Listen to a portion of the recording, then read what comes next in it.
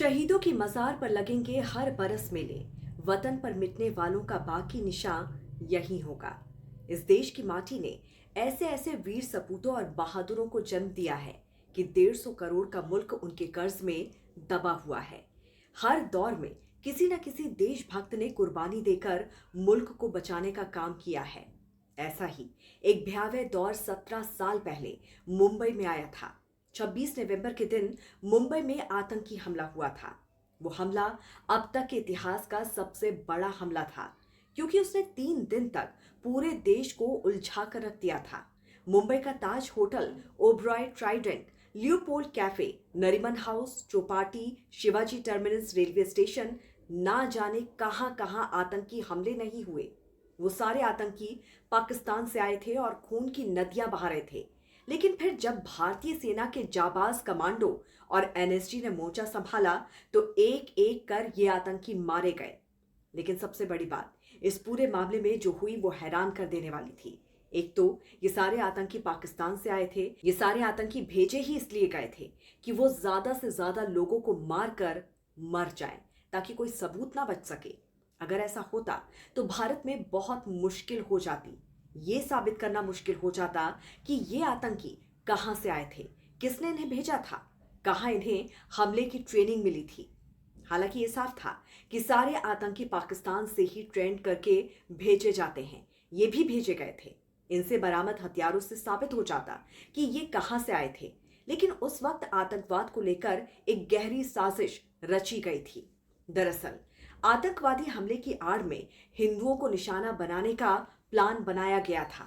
जी हां, खुद मुंबई के पूर्व पुलिस कमिश्नर राकेश मारिया ने अपनी किताब लेट मी से इट नाउ में लिखा है कि अगर अजमल कसाब मारा जाता तो उसकी पहचान बेंगलुरु के समीर चौधरी के रूप में होती। यानी ये साबित किया जाता कि मुंबई पर हमला करने वाले दरअसल हिंदू थे, जिन्होंने आतंकवादी हमला किया। और इस साजिश का फुल प्रूफ प्लान तैयार किया गया था। दरअसल मुंबई आतंकी हमले में एकमात्र जिंदा बचे आतंकी अजमल कसाब से पूछताछ करने वाले मुंबई पुलिस के अधिकारी राकेश मारिया ने विस्फोटक खुलासा किया था। राकेश मारिया ने बताया कि आतंकवादियों के हाथ में हिंदू धर्म की पहचान के रूप में कलावा जानबूझकर बांधा गया था, ताकि इस हमले को हिंदू आतंकवाद बताकर सनातन धर्म को बदनाम किया जा सके। ये खुलासे मुंबई हमले की जांच करने वाले और इस हमले में एकमात्र जिंदा पकड़े गए आतंकी अजमल कसाब का इंट्रोगेशन करने वाले चर्चित पुलिस अधिकारी राकेश मारिया ने अपनी किताब में खुलासा किया है। उन्होंने बताया कि पूरा प्लान तैयार था और सब कुछ प्लान के मुताबिक चल रहा था। प्लान को हिट बनाने वाले तैयार बैठे थे, लेकिन वो सब उस शख्स की बहादुरी से मात खा गए जिसने जान की परवाह ना करते हुए अपने सीने में अजमल कसाब की AK-47 की 40 गोलियां उतरवा ली, लेकिन अपनी पकड़ से कसाब को छोड़ा नहीं। 2008 में नवंबर की उस रात अजमल कसाब जिंदा पकड़ा गया तो सिर्फ और सिर्फ तुकाराम ओमले की वजह से। उन्होंने अपनी जिंदगी कुर्बान कर दी और उस आतंकी को जिंदा पकड़कर एक बहुत बड़ी साजिश को बेनकाब कर दिया। और अब महाराष्ट्र सरकार ने 26/11 के आतंकी हमले में शहीद हुए मुंबई पुलिस के सब इंस्पेक्टर अशोक चक्र विजेता तुकाराम ओमले के सम्मान में एक स्मारक बनाने का फैसला किया है। ये स्मारक सतारा जिले में उनके पैतृक गांव केदाम्बे में बनाया जाएगा, जहां तुकाराम ओमले का जन्म हुआ था। महाराष्ट्र सरकार ने इस स्मारक के निर्माण के लिए 13 करोड़ 46 लाख रुपए की राशि मंजूर की है। जरा सोचिए, एक शहीद के स्मारक के बारे में फैसला लेने के लिए सरकारों को 17 साल लग गए। बहरहाल अब आपको विस्तार से बताते हैं कि शहीद तुकाराम ने किस तरह से अजमल कसाब को जिंदा पकड़ा।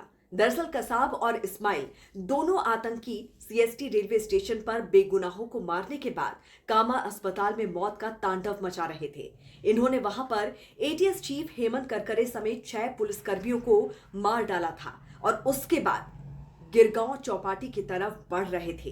कसाब और उसका साथी इस्माइल खान एक कार लूटकर गिरगांव चौपाटी की तरफ बढ़ रहे थे। तब तक मुंबई पुलिस को आतंकी हमले की पूरी जानकारी मिल चुकी थी। सड़कों पर नाकेबंदी कर दी गई थी। उसी वक्त कसाब और इस्माइल गिरगांव चौपाटी के पास कार से पहुंचते हैं। वो सामने देखते हैं कि पुलिस बैरियर लगा हुआ है, तो वो दूर पर ही गाड़ी रोक लेते हैं और कार की लाइट से तेज रोशनी मारते हैं। तभी तुकाराम ओमले उनको ललकारते हैं और कार से उतरने के लिए कहते हैं, लेकिन कसाब फायरिंग कर देता है। तो वहीं इस्माइल बैरियर तोड़कर भागने की कोशिश करता है। इस दौरान पुलिस की फायरिंग से कार टकरा जाती है। इस्माइल मारा जाता है और तुकाराम चीते की फुर्ती से कसाब को दबोच लेते हैं। उस वक्त कसाब के हाथ में AK-47 राइफल होती है। वो ताबड़तोड़ फायरिंग शुरू कर देते हैं। तुकाराम दम तोड़ देते हैं, लेकिन उसे छोड़ते नहीं हैं और तब तक बाकी पुलिस वाले कसाब को धर दबोचते हैं। फिर सामने आता है एक एक कर वो सच जो अगर उस वक्त दफन हो गया होता तो आज भारत बहुत मुश्किल में होता। तो इस पर आपकी क्या राय है, जरूर बताइए। जुड़े रहिए राष्ट्रहित टीवी के साथ। नमस्कार।